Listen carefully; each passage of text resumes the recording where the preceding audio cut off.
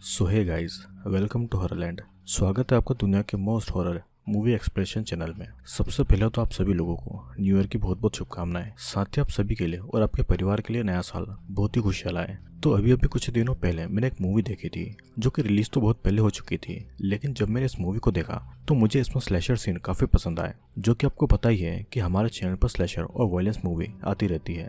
Movie का नाम है थ्री ब्लाइंड माइस। इस मूवी की स्टोरी सिंपल है, लेकिन इसका कॉन्सेप्ट मुझे काफी अच्छा लगा है, जो कि रॉन्ग टर्न की याद दिलाता है। और अगर आपने रॉन्ग टर्न नहीं देखी है तो आपने क्या ही देखा है। मैंने पहली बार जब स्लैशर के बारे में सुना था तो मैंने पहली मूवी रॉन्ग टर्न देखी थी, तो उससे आप समझ सकते हैं कि ये मूवी कितनी ज्यादा स्लैशर होने वाली है, जो कि मैं आपको मूवी के एंड में डिटेल में एक्सप्लेन करने वाला हूँ। तो वीडियो को एंड तक जरूर देखना।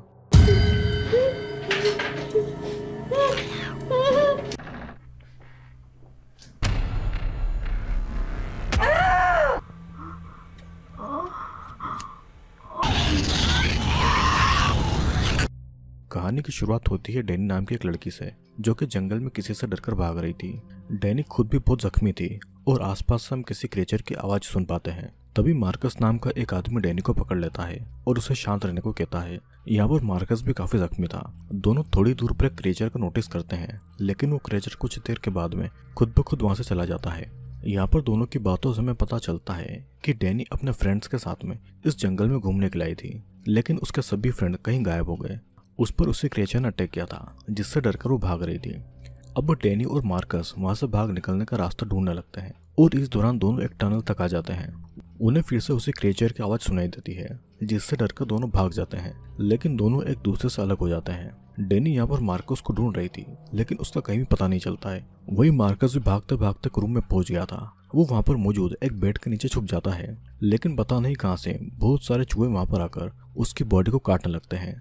दूसरी तरफ मार्कस को ढूंढते हुए डैनी एक रूम तक पहुंच जाती है, जो कि सर्जरी रूम था। वहां पर उसकी फ्रेंड केसी जख्मी हालत में बेड पर बंधी हुई थी। केसी की आंखों को किसी ने निकालकर उसकी आंखों पर टाके लगा दिए थे। डैनी जब केसी को आवाज लगाती है तो केसी खून की उल्टियां करने लगती है। तभी डैनी को किसी की आवाज सुनाई देती है। उसे लगता है कि वो मार्कस होगा, लेकिन वो मार्कस नहीं, वही तीन क्रिएचर थे, जो कि पहले तो डैनी को पकड़ते हैं और फिर उसकी बॉडी को नोच नोच कर खाने लगते हैं और डैनी बस दर्द से चिल्लाकर मारी जाती है।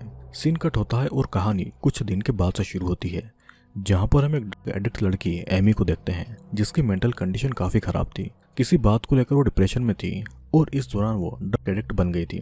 एमी के लिए उसकी फैमिली और फ्रेंड बहुत ही परेशान थे, तो वहीं एमी अकेला रहना चाहती थी। वो सभी लोगों से काफी इरिटेट हो गई थी। इसके बाद उसकी फैमिली एमी को लेकर एक जंगल के बीच बने एक केबिन में रहने के लिए जाते हैं, जहां पर वे लोग एमी के साथ में टाइम स्पेंड करने वाले थे।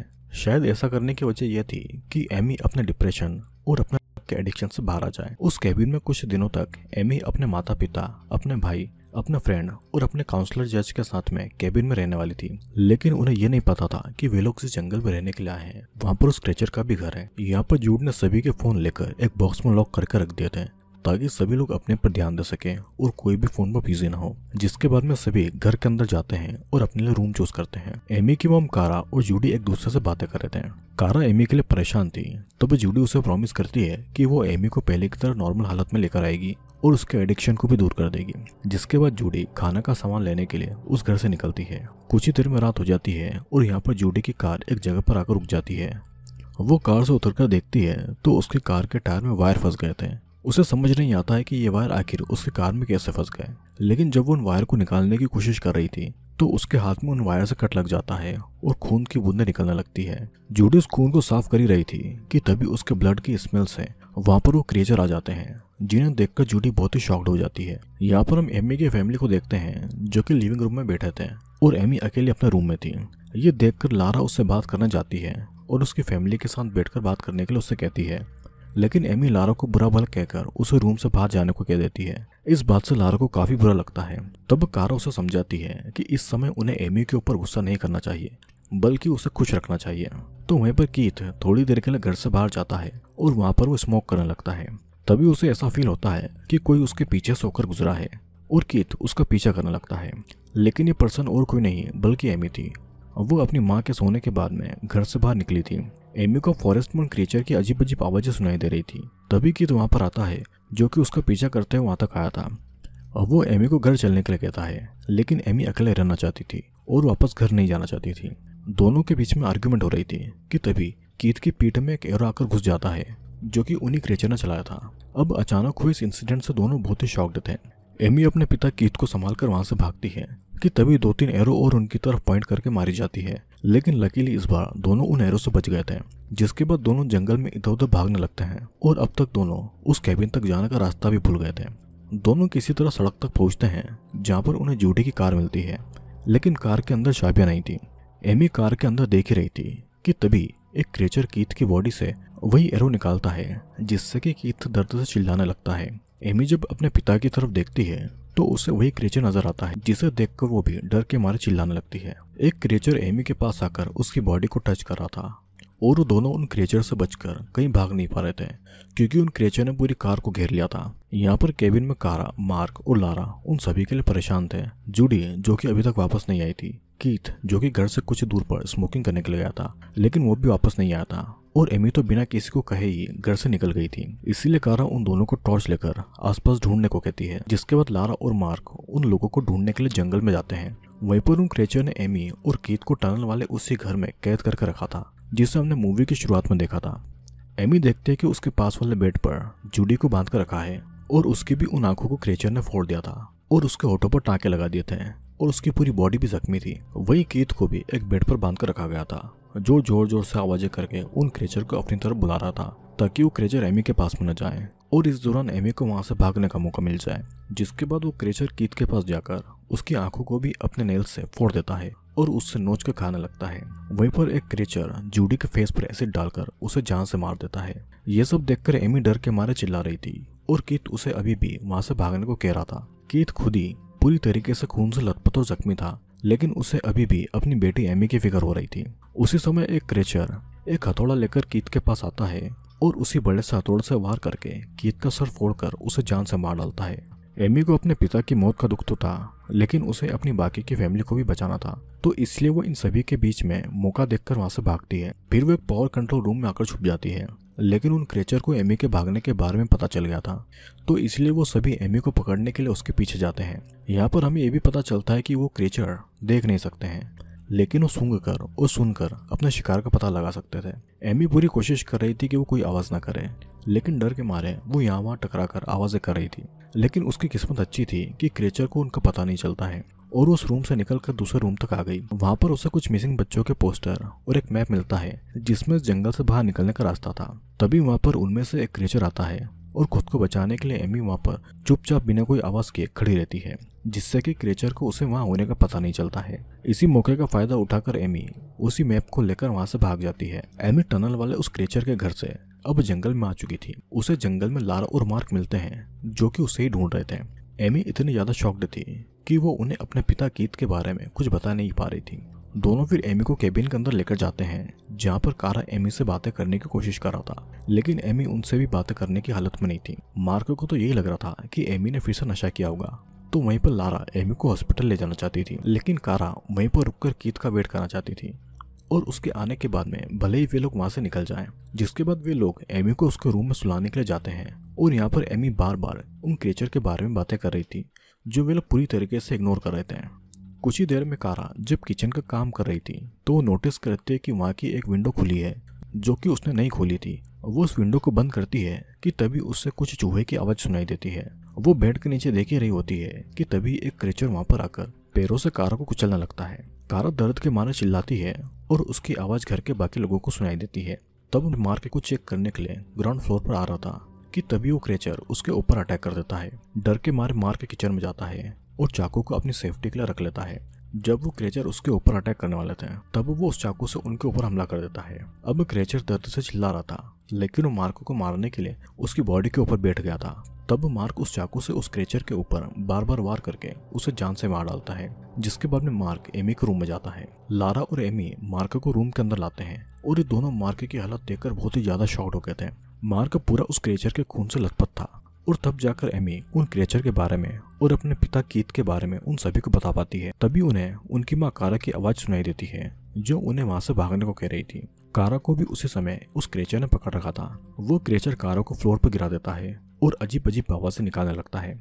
उसकी उसी आवाज़ें सुनकर बाहर से बहुत सारे चूहे वहां पर आ जाते हैं जो कि कारों को नोच नोच कर खाने लगते हैं। ये सब देखकर वो तीनों बहुत ही डर चुके थे। एमी ऑलरेडी ही अपने पिता को खो चुकी थी और अब वो अपनी माँ को इतने ब्रूटली तरीके से मरते हुए देख रही थी, लेकिन उन लोगों के पास इतना टाइम नहीं था कि वो अपने माँ बाप का दुख मना पाए। तो इसलिए तीनों फिर से रूम के अंदर आते हैं जहाँ पर मार्क डोर को पकड़ कर रखता है ताकि क्रेचर अंदर ना आ सके।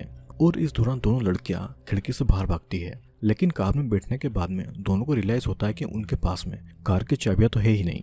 तब एमी लारा को उसी टनल के बारे में बताती है जहाँ पर उन क्रेचर का घर था और वहीं पर जूडी की डेड बॉडी के साथ में उसकी कार की चाबी हो सकती है। अब उन्हें बस किसी तरीके से उस टनल तक पहुंचकर चाबियां लानी थी ताकि वे लोग जूडी की कार से वहां से निकल पाए। वो दोनों मार्क के लिए वहां पर वेट करते हैं और मार्क भी खिड़की से बाहर निकलकर उनके पास में आने वाला था कि तभी उसे एक क्रेचर पकड़ लेता है और उसके पैर पर बाइट कर लेता है। लेकिन फिर भी किसी तरह मार्क खिड़की से कूदकर घर से बाहर निकलता है और उन लड़कियों के पास में आता है। तीनों फिर से उसी टनल की तरफ जाने लगते हैं, लेकिन कुछ दूर तक जाने के बाद में उन्हें मार्क के लिए रुकना पड़ता है क्योंकि मार्क का पैर बहुत ही बुरी तरीके से जख्मी हो चुका था। वो आगे नहीं चल पा रहा था, तो इसलिए वो लारा के साथ में वहीं पर रुकता है और एमी अकेले ही टनल की तरफ जाती है। मार्क बहुत ही जख्मी था, तो इसलिए लारा जूडी की कार से फर्स्ट एड किट निकालने जाती है।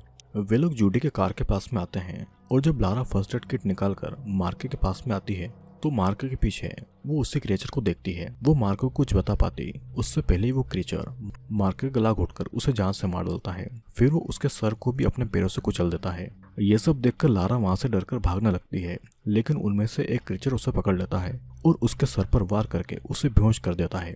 यहाँ पर एमी भी उन क्रिएचर के ठिकाने पर थी जहाँ पर जूडी की बॉडी से उसकी कार की चाबी ढूंढने लगती है, लेकिन वहां पर उसे चाबियां नहीं मिलती है। तब वो पास वाले रूम में जाकर चाबी ढूंढती है, पर वहां भी उसे चाबी नहीं मिल रही थी। लेकिन उसे वहां पर एक वीडियो जरूर मिलता है जिसे वो देखने लगती है। यहाँ उन क्रिएचर ने लारा को बेड से बांध कर रखा था और वो एक नीडल से लारा के होठों को सिल देते हैं। लारा दर्द से चिल्ला रही थी और उसकी आवाज सुनकर एमी वहां पर आती है और पास में पड़े एक हैमर से एक क्रिएचर को मार मार कर उससे जख्मी कर देती है। फिर वो लारा के होठों पर लगे टांकों को खोलती है, जिस प्रोसेस में उसे बहुत ही दर्द होता है। फिर एमी अपने पिता कीथ की डेड बॉडी को अपने जैकेट से ढक देती है और उसे अपने पिता के लिए बहुत ही बुरा फील हो रहा था। एमी फिर उसे जख्मी क्रिएचर के पास में जाकर हथौड़ा से उस क्रिएचर को बुरी तरीके से मारती है।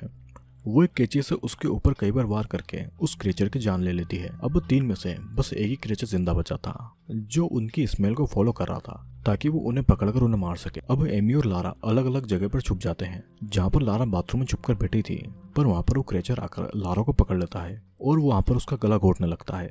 बहुत कोशिश करने के बाद भी लारा उस क्रिएचर से फाइट बैक नहीं कर पाती है और वहीं पर बेहोश हो जाती है। तभी वहाँ पर एमी आवाज करके क्रिएचर को अपनी तरफ अटैक करती है ताकि वो लारा को जान से मार सके।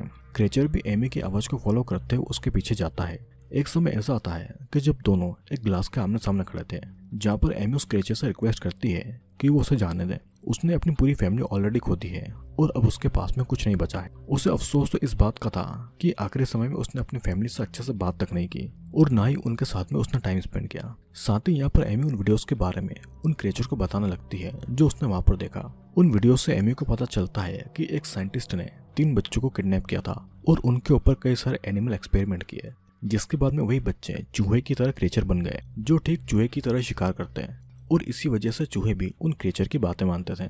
अब आपको याद होगा कि एमी को वहां पर 3 मिसिंग बच्चों के पोस्टर मिले थे। वे तीनों मिसिंग बच्चे अब ये क्रिएचर बन चुके थे। एमी की बातों को भी कहीं ना कहीं वो क्रिएचर समझ पा रहा था क्योंकि वो एक इंसान ही था। उसी समय लारा वहां पर आकर उस क्रिएचर के सर पर हथौड़ा से वार करके उसे बेहोश कर देती है, जिसके बाद दोनों वहां से निकलने लगते हैं। लेकिन एमी वहां से निकलने से पहले उस क्रिएचर के साथ में उस पूरी जगह को जला देना चाहती थी। लारा भी उसकी बात को एग्री करती है, जिसके बाद दोनों पूरी जगह में पेट्रोल लाने लगते हैं। तभी उन्हें फिर से उस क्रिएचर की आवाज आती है।